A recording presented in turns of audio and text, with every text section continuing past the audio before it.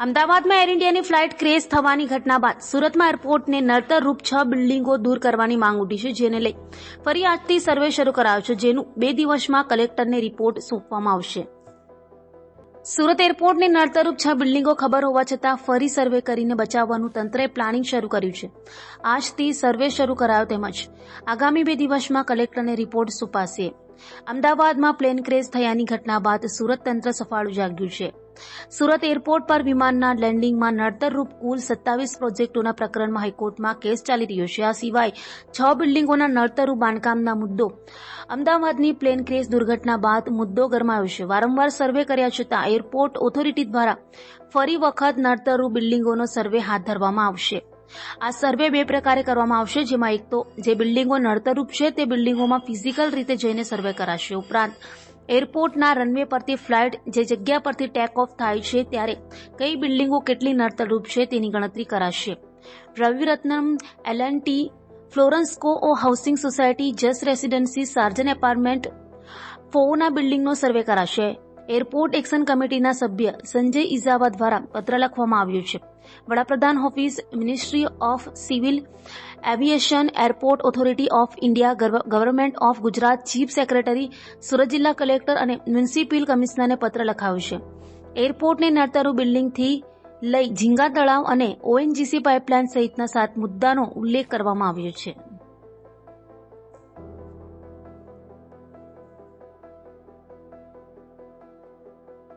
Sanjay ઇઝાવા, Surat airport action કમિટીના પ્રમુખ છું.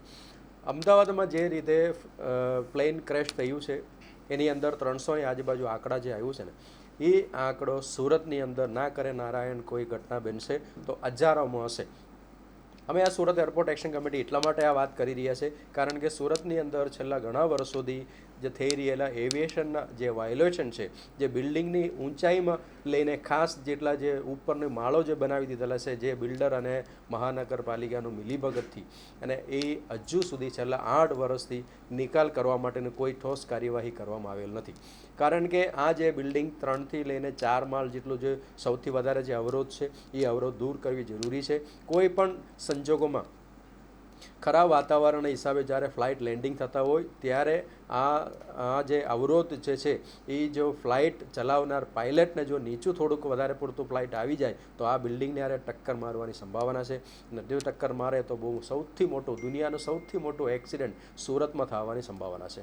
અને સાથે સાથે આ રનવેની જે લંબાઈ છે, આ બિલ્ડિંગ અત્યારે સૌથી વધારે જે ઊંચાઈ ધરાવતા બિલ્ડિંગ 16.40 મીટર સુધીનો જે અવરોધ છે, એટલા માટે 615 મીટર અત્યારે ડિસ્પ્લેસમેન્ટ કરીને રનવે ટૂંકું કરવાનો વારો આવ્યો છે.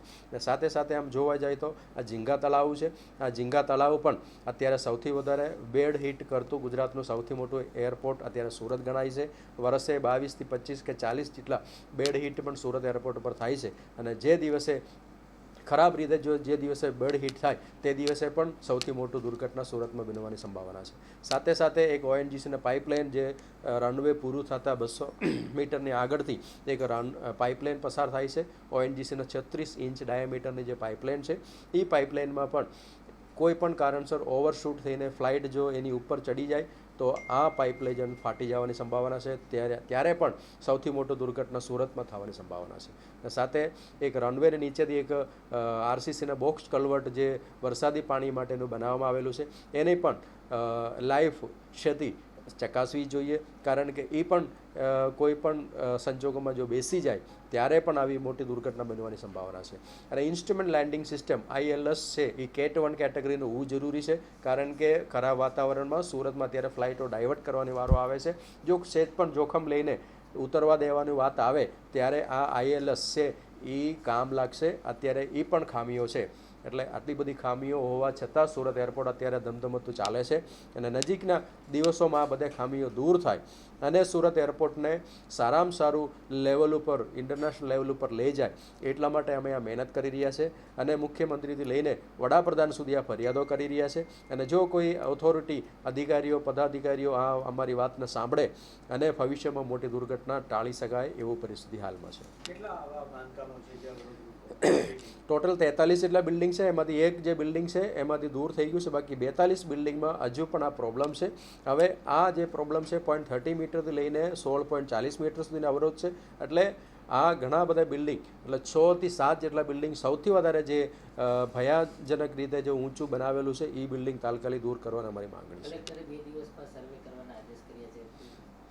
કલેક્ટરે વારંવાર બેઠા બેઠા જો સર્વે કરવા માટેનો આદેશ આપે એ તદ્દન ખોટું છે, કારણ કે 2018માં અને 2020માં પણ મોટા પાયે આ નેશનલ લેવલના એજન્સી પાસેથી સર્વે કરાવી ચૂક્યા છે. એની અંદરથી આ ડેટાઓ બહાર આવ્યા છે, એની અનુસંધાને નોટિસો પાઠવી દીધા છે, એની અનુસંધાને અમુક લોકો કોર્ટમાં ગયા છે અને અમુક લોકો સ્વેચ્છાએ ડિમોલિશન કરવાની ઇન્ટરેસ્ટ પણ બતાવવામાં આવેલું છે. છતાં પણ આ દિન સુધી કોઈ ડિમોલિશન થયું નથી અને હવે ફરી આ મુદ્દો થઈ ગયો. અમદાવાદમાં એવડી મોટી દુર્ઘટના થયો એટલે કલેક્ટર બેઠા બેઠા હુકમ કરે અને ફરીથી સર્વે કરો. આ બધી વાહિયાત વાતો છે અને ખરેખર ઓન પેપર ઉપર અને રેકોર્ડ ઉપર સાબિત થાય એવી રીતે ગ્રાઉન્ડ એક્ટિવિટી કરવી જરૂરી છે. બિલ્ડિંગને ઉપરથી માળ ઉતારવી જરૂરી છે, ત્યારે એનો નિકાલ આવશે. બાકી બેઠા બેઠા ઓર્ડર આપવાથી કોઈ નિકાલ આવવાનો નથી.